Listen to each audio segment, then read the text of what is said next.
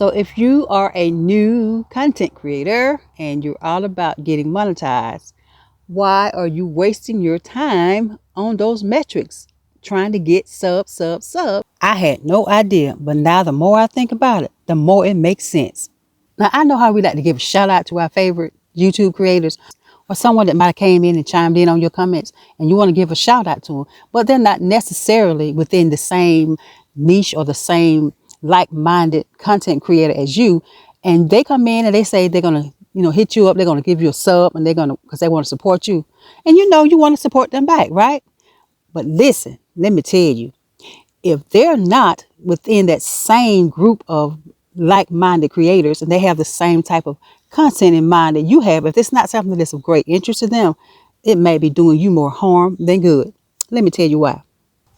Okay, so everybody that should know, if you are a content creator, if you're new to the game, you should already know that it takes 1,000 subscribers and 4,000 watch hours in order to get monetized on YouTube. So the first thing most people are trying to get is to reach the subs, right? So you know how when you chime in on someone else's channel, you checking out their content, and you'll see the comment at the bottom that says, new creators gather here.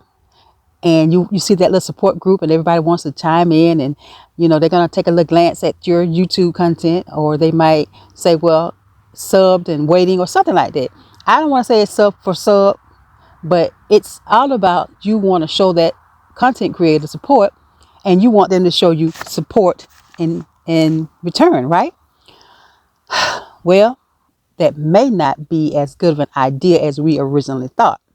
Now, I'm not saying that you should not support your fellow up-and-coming YouTube creators, because I think the idea of building a community is great, but that's the key word, building a community. So if you are like-minded creators and you have the same type of interest, specific niche, or something that you're interested in, and you go over and you view that other channel, then yes, by all means, you should give them a sub. You should definitely give them a like, and you should try and watch that whole video. But if you just go in and say, I'm going to sub to this channel, and you don't have any interest in that topic that they're talking about, then you are probably doing more harm than you are doing good. Your YouTube subscribers really don't matter. Yeah, I said it. Yes, I did. Yes, I did. Your subscriber count does not matter after you reach that 1,000 subscriber count. Once you hit that 1,000 benchmark, anything extra, it doesn't really matter. And quite honestly, YouTube has changed a lot over the years. At one time, it was all about how many subs you got. Everybody was trying to get the 1,000 first originally, because you have to get your 1,000 subs. If you got the 10,000, you get this plaque or something. If you get 50,000, 100,000, even 1,000,000, it was like, oh my God, the best thing ever. But now at this point, you can have way less subscribers and have way more watch hours. So now the thing is not all about subbing. So once you hit at 1,000 mandatory sub count, the rest of it is just being fancy. You want to get your 1,000 subscribers for sure in order to get monetized with AdSense. But anything after that, it's all, baby, it's just your ego, honey. You don't have to have all those 10,000, 50,000 or 1,000,000 subscribers just to get that, plaque that used to be big and now they're saying it's way smaller. So subscribers count, but they don't count. You know what I'm saying? It's really pointless, other than just to see some big numbers on the screen, just to, blow your ego up. But what you want to focus on, your watch hours. Because if you have 10,000 subscribers and you're only getting a handful of watch hours per month, then what good is it having all the subscribers and you're not getting watch hours? So at this point, what YouTube is all about, they want people to stay on the platform longer. So it really doesn't matter. They really don't care about all the subscribers. Of course, if you have a lot of subscribers, then, in our minds as well, if you got a lot of subscribers, that automatically means your channel blows up because you think that these people are watching your videos. But like I said, if you have these subscribers and they really aren't interested in your content, then guess what? Then they're not going to watch your channel. And if you don't get any watch hours, then guess what? You don't get no extra money. You don't get paid. You won't be getting the money that you thought you would be getting. So it's not all about like it used to be about the subscriber count. It's all about the watch hours. So you want to make sure that the people that are subscribing to your channel are people that have an interest in your content. So let's just get that clear, okay? It's not about that anymore. So if you are a new content creator and you're all about getting monetized, why are you wasting your time on those metrics trying to get sub? So what your focus really needs to be on is getting into the recommendation feed or the suggestion feed. And there are at least three good ways to do that. The first good way is, which is just common sense, or maybe not so common for some people, but the first way is simple, just making good content. You've got to have some good content, something that's going to resonate with viewers, something that's going to grab their attention, something that people are going to be interested in watching. So if you got good content, if you got something that's going to be giving some information on how they can do something better, basically you want to be able to solve a problem for someone. You want to be able to give them step by step or just general knowledge on how they can solve a problem, because that's what we want. We want a quick way to figure out how to do something that we couldn't do ourselves. So it's all about having good content. That's the number one way to get your videos showing up on the recommendation or the suggestion feed on the YouTube platform. Now, the second way is, of course, and I know you hear it all the time because, we preach it. You hear it being preached all the time.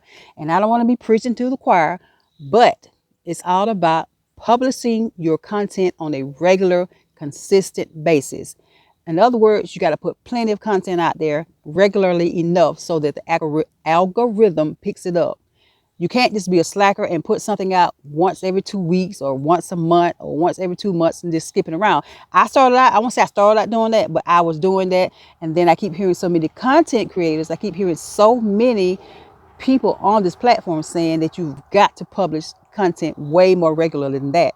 That way, the people that are watching your content, they know that you have a schedule. They kind of know when to look for you to pop up on their feed. They hit that notification button. So it's a regular schedule. Some people can post every day. I hear a lot of these YouTube content creators talking about, let's do this, the challenge. I think DoDash and Dante, I think Dante started. Dante, y'all know I always got to talk about Dante London and DoDash. They're two of the content creators that are really blown up on these channels. I hear in these YouTube streets. So they talk about publishing content once a day. So if you can do that, hey, shout out to you. But you need to be able to do it at least twice or 3 times a week if you can. Bottom line is you have got to have a consistent time frame. You got to be consistently posting content just so that the algorithm, I have the hardest time trying to say that word. You just got to have regular content. So put that content out there on a regular basis. And then the third thing is you got to allow the algorithm enough time to test that content.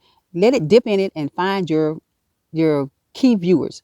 You just have to give it a little time. And sometimes it's just not overnight. I mean, it's usually never overnight, but you just got to give it some time. Maybe you put a video or 2 or 3 out and you only get a few views. But if you're consistent in the things that you're posting and it's sort of all within that same, group or same range of things you're discussing, you're talking about, it's going to take time for those videos to find your specific audience.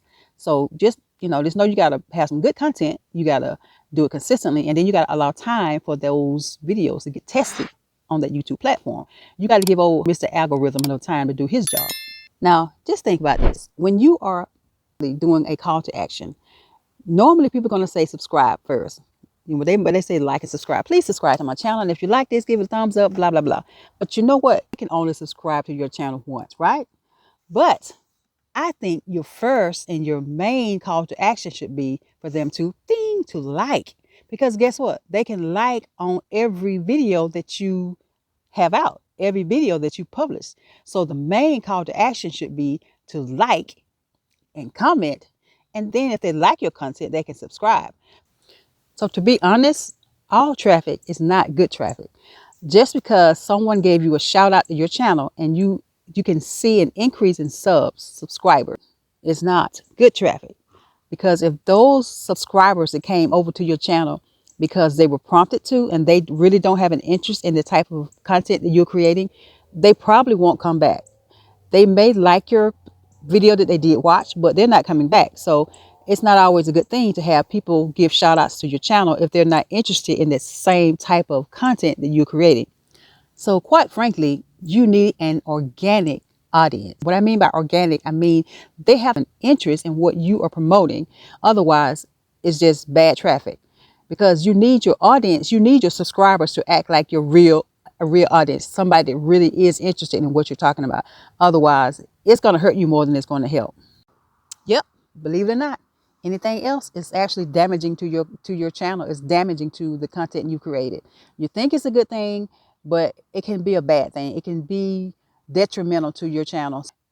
If you are a cooking channel and you know you have no interest in a gaming channel, why would you go over and sub to a gaming channel when you know you're not going back to that channel? You just gave them a sub because you want to support. I want to support you, but really you're not supporting. Yes, yes, yes, you are getting the sub count up. If your initial motive is to reach 1,000 subscribers, then okay, you're getting your subscribers. But after that, the really hard part comes when you're trying to get those watch hours. And I can attest to that. Getting watch hours is a whole lot harder than getting subscribers. So don't do it. So yeah, we definitely want to support each other. We want to build a community, but let's just make sure that when we say we want to support somebody, that we're actually supporting their content and not just subbing to be subbing. So my suggestion is that you focus on viewership and not just subscribers, but you focus on getting those watch hours. I just want to drop that little gem so that you will be aware that the next time you sub to somebody's channel, it's because you really do enjoy their content. All right, guys, until next time, check out this video.